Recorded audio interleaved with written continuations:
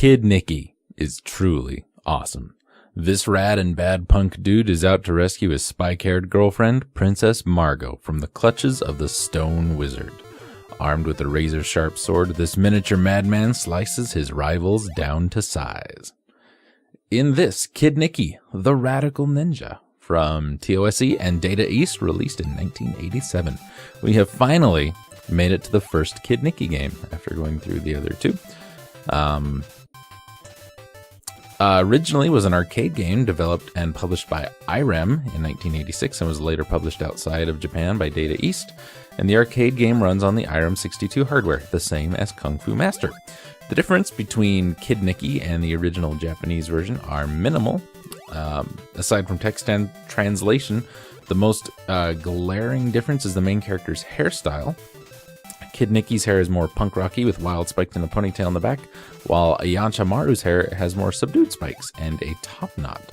In the arcade version, the main character his outfit is yellow and is red in the home ports. One day in feudal Japan, Kid Niki, the most radical of ninjas, is training at his ninja school.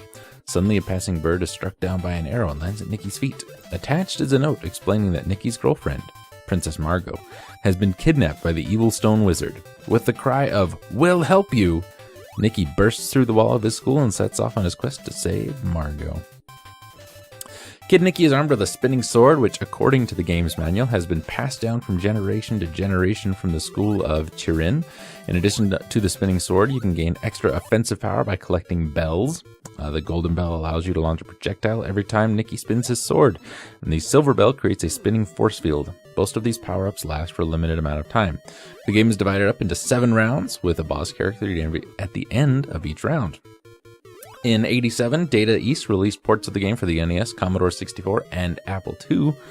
Curiously, all home versions of the game show screenshots from the graphically superior arcade game on the back of their packages. Although it is an IREM game, home ports were one of the most successful games released by Data East. In Japan, 2 sequels appeared, Kid Niki 2 and Kid Niki 3, which we've seen in 1991 and 93 respectively, and each of the 3 Famicom titles feature radically different character designs. There is a Game Boy sequel called Ganso Yanchamaru in 1991. This portable sequel is a unique game and not one of the existing Kid Niki games. Kid Niki makes a cameo in IREM's NES game Kickle Cubicle. To see Kid Niki, hold down the A button on controller 2, then turn on the game. Continuing to hold A until the title screen appears, Kid Niki will appear. This trick also works on the Famicom version of Kickle Cubicle. And that's all there is to say about Kid Niki. There's not a lot here. This game really gets kind of dumped on a bit because of some goofy graphics and some interesting boss designs, but other than kind of goofy graphics, it's a pretty well-received game. Reader review average from 4 different readers gives it an 8.5.